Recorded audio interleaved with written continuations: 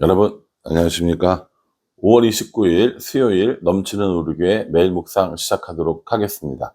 오늘 본 말씀은 사도행전 13장 13절부터 31절까지 말씀입니다. 어제 우리가 바울이 전도 여행을 시작한 것을 봤고요. 수리아 안디옥을 떠나 그 실루기아로 내려갔고 구브로 섬 안에 있는 살라미와 바보까지 갔다라는 것을 살펴봤습니다.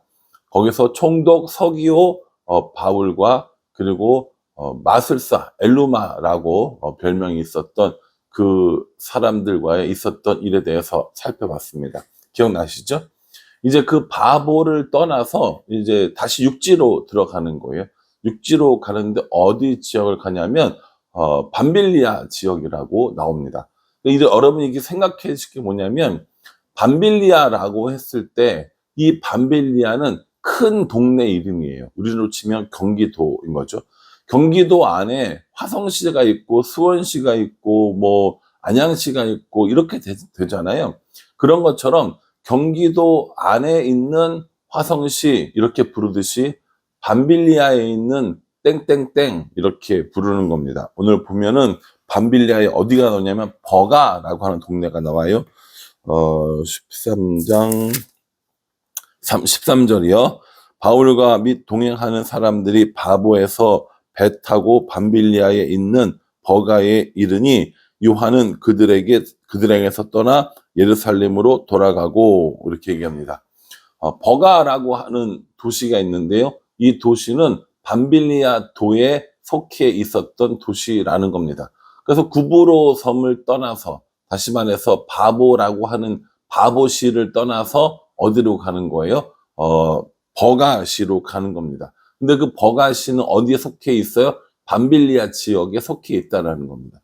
그러니까 이 바울의 선교 여행을 우리가 공부를 할 때 어려운 이유 중에 하나가 뭐냐면 이 항상 도시 이름이 이런 식으로 나오거든요. 밤빌리아에 있는 버가, 뭐 수리아에 있는 안디옥, 그리고 비시디아에 있는 안디옥 이렇게 나온단 말이에요.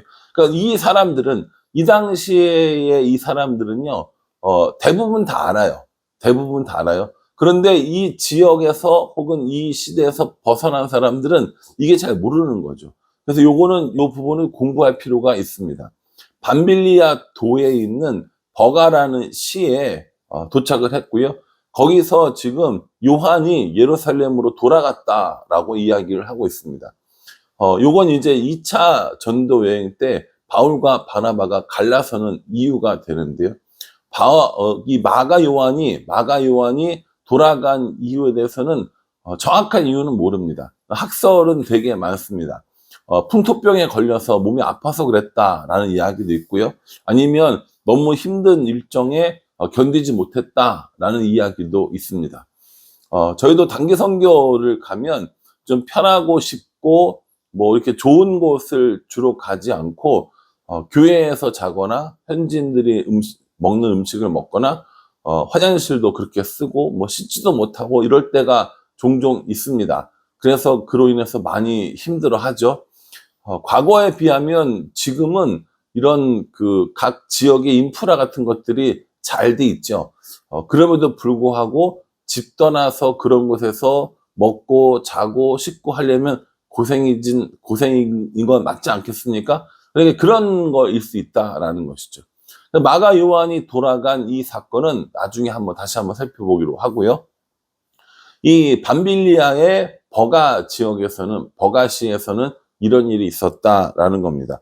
거기서 또 떠나가서 어디로 가냐면 비시디 안디옥에 있다 얘기합니다. 14절이요. 그들은 버가에서 더 나아가 비시디 안디옥에 이르러 안식일에 회당에 들어가 앉으니라 이렇게 얘기합니다.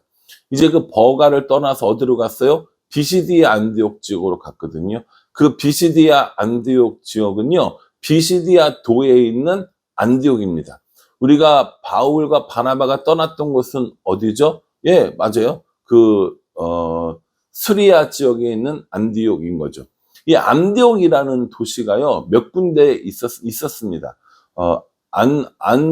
안티오키아라고 하는, 정확히 얘기하면 셀레쿠스 1세의 아버지, 그 당시에 그 지역을 그 앞쪽에 좀 뭐랄까요? 이거 얘기하려면 긴데 헬라의 알렉산드로스 대왕이 죽고 나서 그 지역을 장악했던 셀레쿠스 1세의 아버지가 안디옥 뭐 비슷한 이름을 갖고 있었어요. 그 사람을 기념하기 위해서 지은 도시가 시리아의 안디옥이고요. 비시디아의 안디옥이라는 겁니다. 그러니까 안티오키아라고 하는 사람의 이름을 따서 지은 도시가 있었는데 그게 몇 군데가 있었다라는 거고요. 좀 유명했다라고 보시면 될 것 같습니다. 어쨌든 간에요. 비시디아 지역에 있는 안디옥에 이르러서 유대인의 회당에 안식일에 들어갑니다. 어제 제가 말씀 중에 뭐라고 얘기했냐면은 똑같은 패턴이 나올 거라고 그랬거든요. 회당에 들어가서 유대인들에게 복음을 전해요. 그리고 그들이 예수님을 믿고 교회가 세워져요.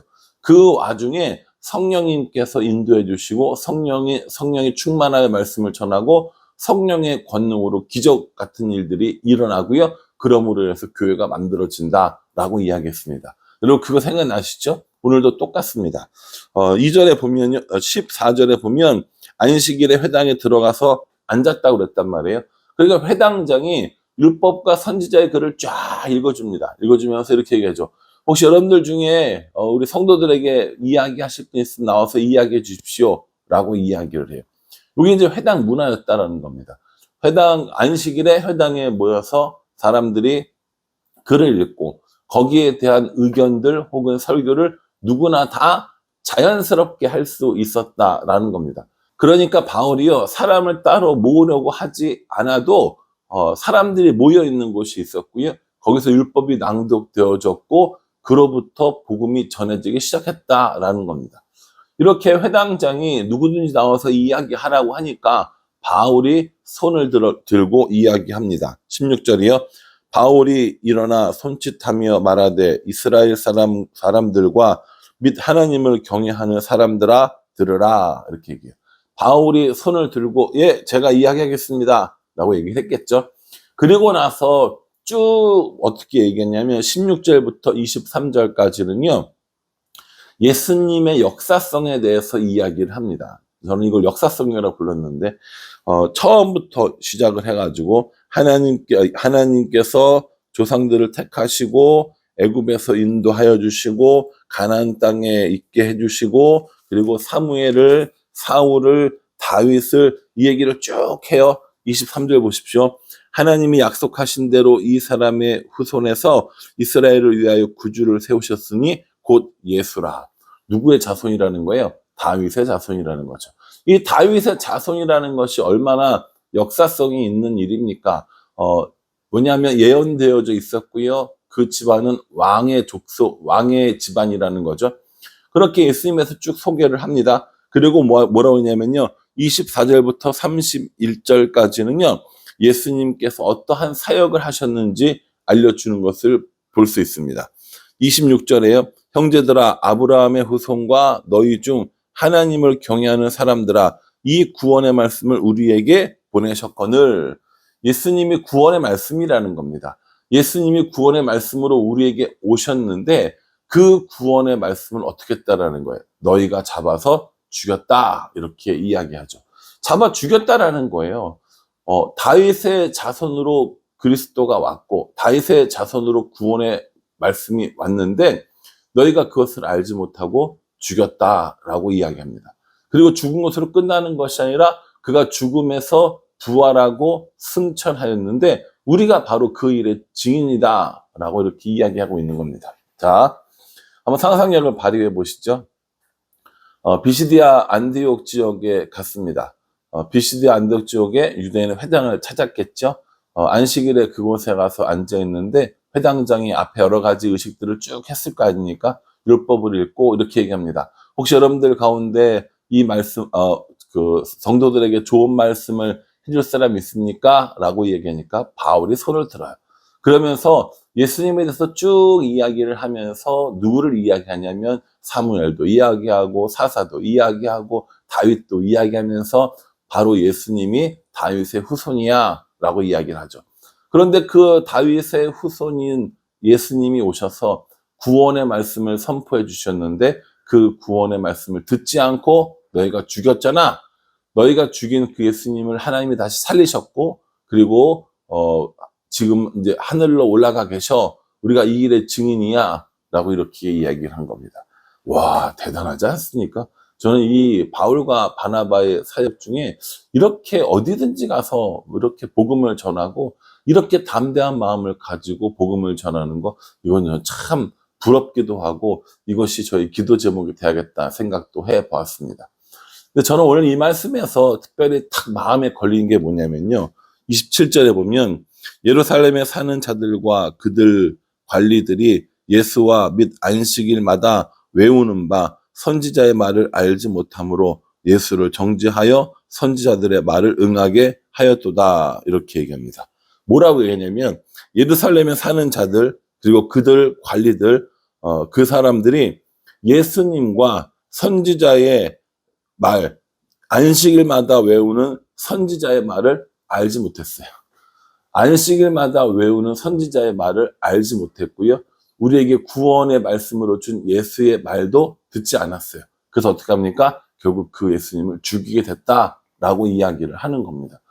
와, 여러분, 그 바울의 말이 저는 제 마음에 딱 찔리고, 그렇습니다. 안식일마다 외우는 바 선지자의 말을 알지 못하고, 안식일마다 맨날 외워요.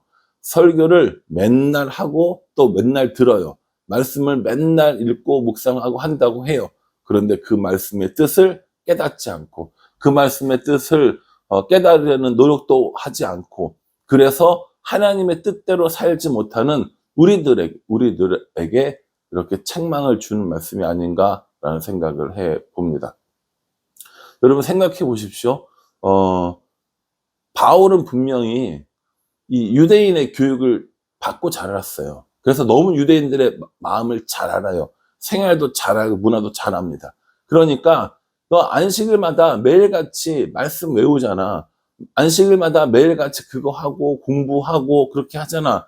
그런데 진짜 거기 안에 들어있는 속뜻을 모르고 예수님을 죽였잖아. 라고 이렇게 얘기합니다. 우리도요, 일주일에 설교를 몇 번을 하고 또 몇 번을 여러분들은 들으세요. 매일 묵상을 저도 지금 찍고 있지만 이걸 맨날 찍고 여러분들도 맨날 보세요. 또 성경 공부도 특별히 한다고 하고 여러 가지 매체를 통해서 또 이런 설교들도 굉장히 많이 들어요. 그런데도 불구하고 진짜 그 안에 있는 예수 그리스도를 알지 못한다는 거예요. 진짜 그 안에 있는 하나님의 뜻이 무엇인지 알지 못한다는 겁니다. 이게 얼마나 두려운 일이라는 거예요. 저는 이 말씀 묵상하면서 야, 이거 뭐 BCD 안 되고 있는 그 회당 안에 있던 사람들이 바로 나네, 이런 생각이 들었습니다. 여러분, 말씀을 들어도 깨닫지 못하고 말씀을 읽어도 깨닫지 못하는 이런 일들이 우리들의 삶 가운데 계속해서 일어나고 있다면 이거 굉장히 심각한 문제가 아닐 수 없다라는 것이죠. 그래서 저는 오늘 이 말씀을 묵상하면서 말씀을 꼼꼼하게, 좀 더 꼼꼼하게 묵상하고 이 말씀을 좀 더 꼼꼼하게 내 삶에 적용하는 일에 최선을 다해야겠다라는 생각을 한번 해보게 됩니다. 오늘 이 말씀, BCD 안디옥에 있는 이 말씀을 여러분 잊지 않으셨으면 좋겠어요. 이 BCD 안디옥은요, 지금은 폐허가 된 도시라고 합니다. 없어졌다고 보는 게 맞다고 그래요. 튀르키예 중부에 얄바치라고 하는 지역이 있는데 거기에 폐허가 된 지역이 비시디아의 안디옥이라고 학자들은 본다고 합니다. 말씀이 선포되어졌는데 폐허가 된 이 비시디아 안디옥처럼 혹시 말씀이 선포가 되어졌는데 폐허가 된 우리들의 마음은 아닌지 한번 다시 생각해 보게 되었습니다. 선포되어진 말씀이 우리들의 마음 밭에 자라나서 열매 맺는 일들이 있어야 할 텐데 그렇지도 못하고 사라지고 폐허가 된다면 우리도 이 BCD 안독의 회당에 모였던 그 유대인들과 다를 바가 없다라는 겁니다. 말하기는 저도 그렇고 여러분들도 그렇고요. 말씀이 우리들의 삶 가운데 찔림을 주고 말씀이 우리들 삶 가운데 열매를 맺게 하고 말씀이 우리들의 삶을 통하여서 하나님의 은혜를 경험하게 하는 그런 우리가 되었으면 정말 좋겠다라고 생각합니다. 여러분 이 말씀 꼼꼼하게 묵상하시고요. 오늘 우리에게 주신 하나님의 은혜를 누리면서 그 말씀과 동행하는 하루가 될 수 있기를 주님의 이름으로 축복합니다. 기도하겠습니다. 하나님, 예수와 및 안식일마다 외우는 바 선지자의 말을 알지도 못한다 라고 이렇게 이야기합니다. 그 사람들만 모르는 게 아니라 저도 모르고 우리도 모르는 것 같습니다. 그러니 말씀을 읽고 묵상하고 설교를 하고 듣는 일에 정신 차리고 깨어있고 하나님이 우리에게 주시는 뜻이 무엇인지 잘 배우고 깨달을 수 있도록 그리고 그렇게 살아갈 수 있도록 우리에게 은혜를 더하여 주시옵소서. 예수님의 이름으로 기도합니다. 아멘. 예, 오늘 이 말씀 꼼꼼하게 묵상하시고요. 말씀이 우리들 마음을 뚫고 지나가며 말씀이 우리들의 삶 가운데 열매 맺는 그런 은혜가 있기를 간절한 마음으로 기도하겠습니다. 감사합니다.